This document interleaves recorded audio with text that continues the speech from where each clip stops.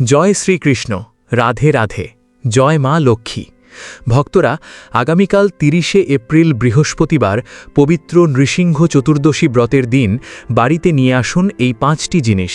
এই ৫টি জিনিসের মধ্যে একটিও যদি আপনি বাড়িতে নিয়ে আসতে পারেন, তাহলে আপনার জীবন থেকে সকল দুঃখ কষ্ট দূর হয়ে যাবে নৃসিংহদেবের কৃপায়, এবং আপনার পরিবার সুখে ভরে উঠবে। তাই বছরের এই বিশেষ দিনে আপনারা এই ৫টি জিনিসের মধ্যে একটি জিনিস বাড়িতে অবশ্যই নিয়ে আসবেন। দেখবেন আপনাকে আর পিছনে ফিরে তাকাতে হবে না। আপনার জীবনে চলতে থাকা সকল দুঃখ কষ্ট দূর হয়ে যাবে। এই দিনে ভক্তরা ভক্তি ভরে ভগবান শ্রী নৃসিংহদেবের পুজো করেন। এই দিনে জীবনে যদি বিপদ থাকে অথবা অশুভ যোগ লেগে থাকে, তবে এই দিনটি এই অশুভ যোগ দূর করার জন্য অত্যন্ত গুরুত্বপূর্ণ একটি দিন। এছাড়া ভক্তরা নৃসিংহ চতুর্দশীর দিন তুলসী তলায় করুন এই একটি কাজ। প্রচুর অর্থ ও সৌভাগ্য লাভ হবে।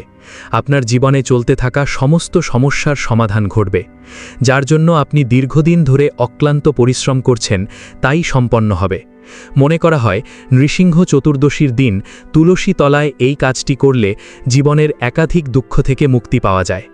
তাই আজকের ভিডিওটি খুবই গুরুত্বপূর্ণ হতে চলেছে। আমার সকল ভক্তদের কাছে হাত জোড় করে অনুরোধ, ভিডিওটি সম্পূর্ণ দেখবেন, মাঝপথে ছেড়ে যাবেন না। আপনি যদি ভিডিওটির মাঝপথে ছেড়ে চলে যান, তাহলে এর পূর্ণ ফল লাভ করতে পারবেন না। আরেকটি কথা, ভিডিওটি অবশ্যই একটি লাইক করে দিন, আর কমেন্ট বক্সে ভক্তি ভরে লিখুন, জয় নরসিংহদেবের জয়।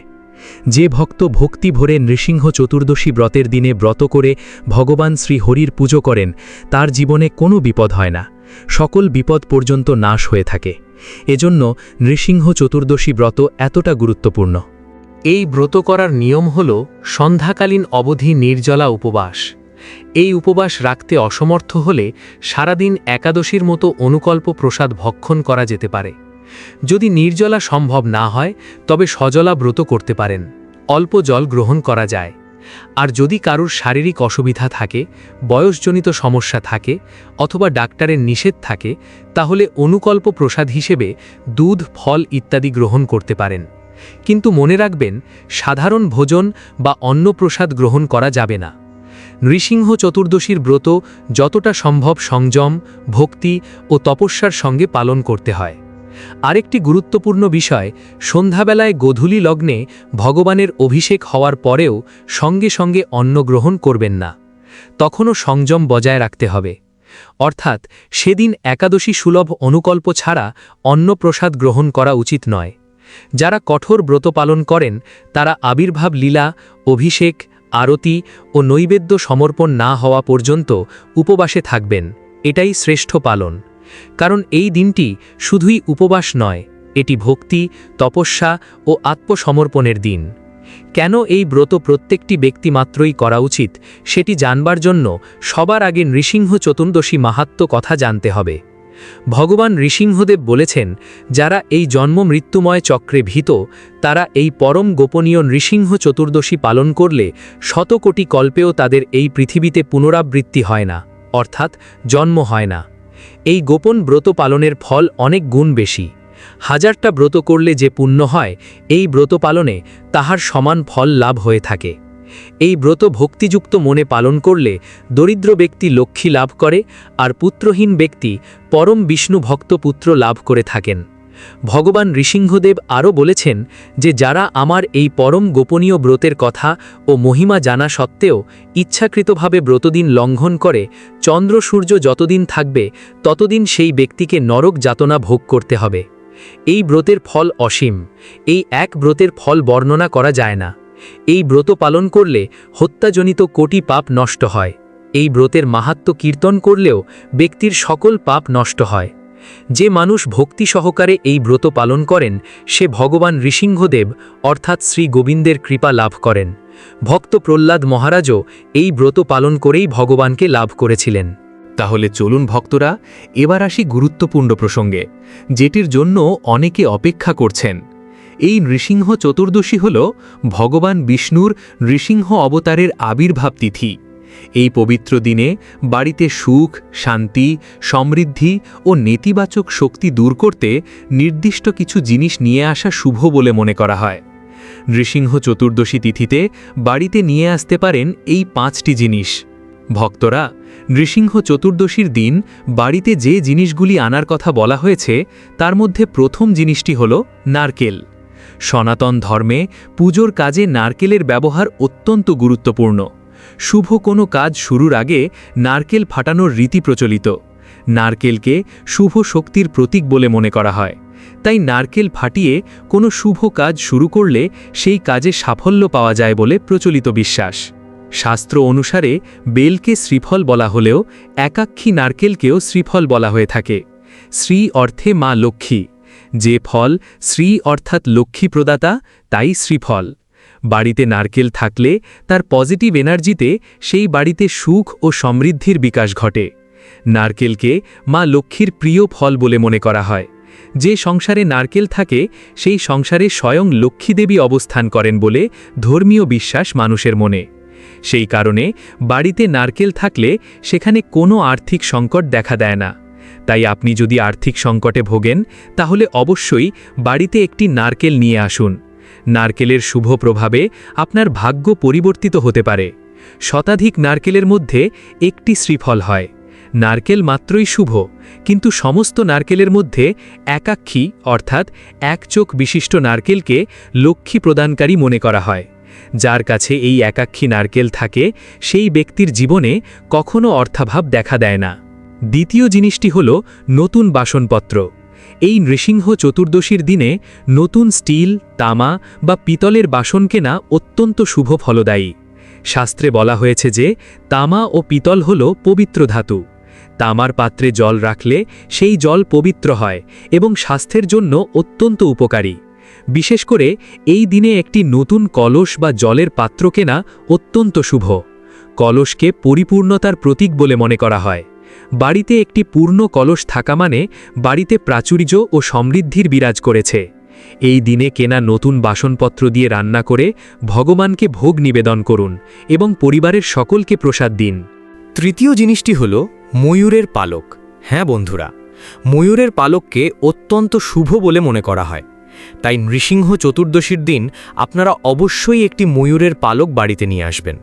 যদি আপনি রাতে একটি ময়ূরের পালক বালিশের নিচে রেখে ঘুমান এবং সকালে ঘুম থেকে উঠে সেই পালকের দর্শন করেন, তাহলে দেখবেন আপনার ভাগ্যে যে বারবার বাধা আসছে, জীবনের প্রতিটি ক্ষেত্রে যে সমস্যার সম্মুখীন হতে হচ্ছে, সেগুলি ধীরে ধীরে দূর হতে শুরু করবে। কারণ বন্ধুরা, ময়ূরের পালকের সরাসরি সম্পর্ক শ্রীকৃষ্ণের সঙ্গে। আর আমাদের সনাতন ধর্মে ময়ূরের পালককে খুবই পবিত্র ও শুভ বলে মানা হয়। আমি আপনাদের বলে দিই, ময়ূরের পালকের সঙ্গে অনেক রকমের আর্থিক লাভও জড়িত বলে বিশ্বাস করা হয়। জ্যোতিষশাস্ত্র অনুযায়ী ঘুমানোর সময় যদি বালিশের নিচে ময়ূরের পালক রাখা হয়, তাহলে জীবনের বাধা বিপত্তি দূর হয়, ব্যক্তির ভাগ্য মজবুত হতে শুরু করে। চতুর্থ জিনিসটি হল শঙ্খ বা কড়ি। নৃসিংহ চতুর্দশীর দিনে শঙ্খ বা কড়ি কেনা অত্যন্ত শুভ বলে মনে করা হয়। এই দুটি জিনিসের সঙ্গে দেবী লক্ষ্মীর গভীর সম্পর্ক রয়েছে। পুরাণের কাহিনী অনুযায়ী সমুদ্র মন্থনের সময় দেবী লক্ষ্মী সমুদ্র থেকে আবির্ভূত হয়েছিলেন এবং সেখানে শঙ্খ ও কড়ি উভয় সমুদ্র থেকে পাওয়া যায়।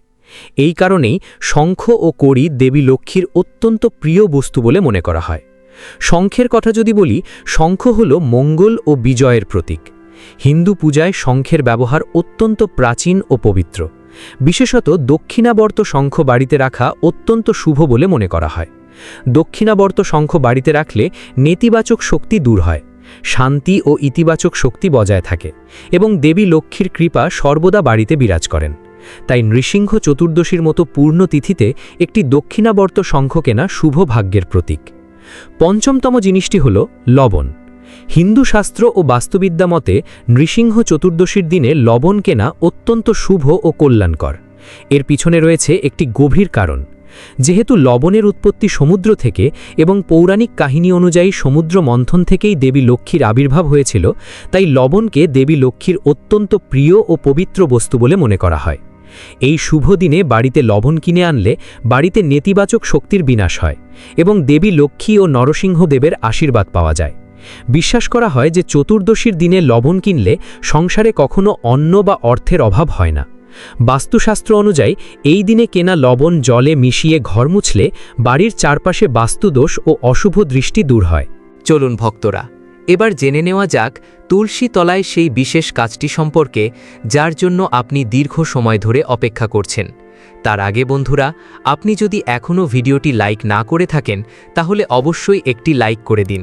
দেখুন, এত গুরুত্বপূর্ণ ভিডিও আমি কাদের জন্য নিয়ে আসি, শুধুই আপনাদের জন্য।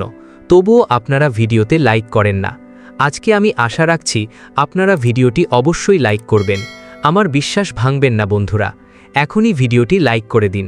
আর নিচের কমেন্ট বক্সে যে ব্যক্তি সত্য মন ও সত্য ভক্তি নিয়ে জয় শনিদেব লিখবে, শনিদেব আগামী 24 ঘন্টার মধ্যে তাকে ভালো সুখবর দেবেন। তাই বন্ধুরা, এখনই কমেন্ট বক্সে জয় শনিদেব লিখুন। আগামী 24 ঘন্টার মধ্যে আপনি ভালো সুখবর পাবেন। তাহলে চলুন ফিরে আসা যাক মূল টপিকে। নৃসিংহ চতুর্দশীর দিন তুলসী পুজোর সাথে অবশ্যই আপনারা তুলসী তলায় যদি এই কয়েকটি কাজ বা এই কয়েকটি ক্রিয়াকলাপ করতে পারেন, তা অত্যন্ত শুভ হতে পারে। দেখবেন ভাগ্য আপনার বদলে যাবে বেশ কয়েকদিনের মধ্যে। তা অবশ্যই আপনারা মনোযোগ দিয়ে শুনবেন। এই নৃসিংহ চতুর্দশীর দিন তুলসী তলায় কি কি কাজ করা অত্যন্ত শুভ হতে পারে। বিশেষ করে এই 4টি তুলসী পাতা যদি আপনারা এই নৃসিংহ চতুর্দশীর দিন এই স্থানে রাখতে পারেন, তা অত্যন্ত শুভ হতে পারে। এই ক্রিয়াকলাপকে মহাসিদ্ধ ক্রিয়াকলাপ বলা হয়েছে, যা আপনার জীবন বদলে দিতে পারে। তা অবশ্যই মনোযোগ সহকারে শুনুন। তুলসী তলায় কি কি কাজ করা শুভ হতে পারে আপনার পরিবারের জন্য। বিশেষ করে প্রথমে যে ক্রিয়াকলাপটি করবেন, এই নৃসিংহ চতুর্দশীর দিন সন্ধেবেলায় একটি শুদ্ধ মাটির প্রদীপ নেবেন। এতে গরুর খাঁটি ঘি ব্যবহার করবেন। মনে রাখবেন, প্রদীপের সলতে যেন তুলোর না হয়ে মৌলি সুতো বা লাল সুতোর হয়। এই লাল সলতে সৌভাগ্যের প্রতীক। প্রদীপটি তুলসী তলায় রাখার সময় মুখ উত্তর পূর্ব দিকে রাখবেন। প্রদীপ জ্বালানোর সময় মনে মনে বলবেন, শুভম করতি কল্যাণং, আরোগ্য ধন সম্পদ। এতে আপনার ঘরের বাস্তুদোষ এবং অকাল মৃত্যুর ভয় দূর হবে। যদি আপনারা এই নিয়মে চতুর্দশীর দিন তুলসী তলায় প্রদীপ জ্বালাতে পারেন, তাহলে মা লক্ষ্মীর কৃপা সর্বদা আপনার পরিবারের সাথে থাকবে। দ্বিতীয়ত, নৃসিংহ চতুর্দশীর দিন সকালে স্নান করে শুদ্ধ বস্ত্র পরিধান করে তুলসীতলার মাটি সামান্য কপালে তিলক হিসেবে ধারণ করবেন। এরপর তুলসী গাছের গোড়ায় বা তুলসী মন্দিরে চন্দন সিঁদুর দিয়ে একটি স্বস্তিক চিহ্ন আঁকবেন। স্বস্তিকা হল সিদ্ধির প্রতীক। এটি করলে আপনার আটকে থাকা কাজগুলো দ্রুত সম্পন্ন হতে শুরু করবে। তৃতীয় ক্রিয়াকলাপ, শুধু প্রদীপ জ্বালানোই যথেষ্ট নয়। এই নৃসিংহ চতুর্দশীর দিন প্রদীপ জ্বালানোর পর তুলসী গাছকে অন্তত 9 বার বা 27 বার প্রদক্ষিণ করবেন। প্রদক্ষিণ করার সময় এই ছোট মন্ত্রটি পাঠ করবেন, মহাপ্রভুজননী সর্বসৌভাগ্য বর্ধনী আদি ব্যাধি হরা নিত্য তুলসীতম নমস্তুতে। এটি করলে আপনার জীবনে ও আপনার পরিবারে সুখ সমৃদ্ধি বজায় থাকবে। কোনোদিন কোনো সমস্যার সম্মুখীন হতে হবে না। চতুর্থ ক্রিয়াকলাপ, যাদের আর্থিক উন্নতি হচ্ছে না, তারা এই দিন একটি নতুন লাল ওড়না তুলসী গাছে জড়িয়ে দেবেন এবং টবের পাশে একটি কড়ি রেখে দেবেন। পরের দিন সেই কড়িটি নিয়ে আপনার আলমারিতে বা টাকা রাখার বাক্সে রেখে দিতে পারেন। এটি মা লক্ষ্মীকে আপনার ঘরে আকৃষ্ট করবে। বিশেষ করে আপনাদের সাথে যে তুলসী তলায় ক্রিয়াকলাপটি করার কথা বলা হলো, সেটি অবশ্যই মনে ভক্তি নিয়ে করবেন এবং বিশেষ করে 4টি তুলসী পাতা অবশ্যই আপনারা গঙ্গা জলে রেখে সেই জলটি আপনার পুরো বাড়িতে ছিটিয়ে দেবেন। এতে আপনার বাড়ির নেতিবাচক শক্তি দূর হবে শ্রী বিষ্ণুর কৃপায়। এর থেকে আপনারা নৃসিংহদেবের আশীর্বাদ লাভ করতে পারবেন। প্রিয় ভক্তরা, ভিডিওটি দেখে যদি ভালো লাগে এবং উপকৃত হয়ে থাকেন, তাহলে অবশ্যই একটি লাইক করবেন এবং আমাদের চ্যানেলটি সাবস্ক্রাইব করে পাশে থাকা বেল বাটনটি অন করে রাখবেন। এতে আমরা নতুন ভিডিও বানানোর জন্য অনুপ্রেরণা পাই। আমার সকল ভক্তদের ওপর ভগবানের কৃপা বর্ষিত হোক। ধন্যবাদ।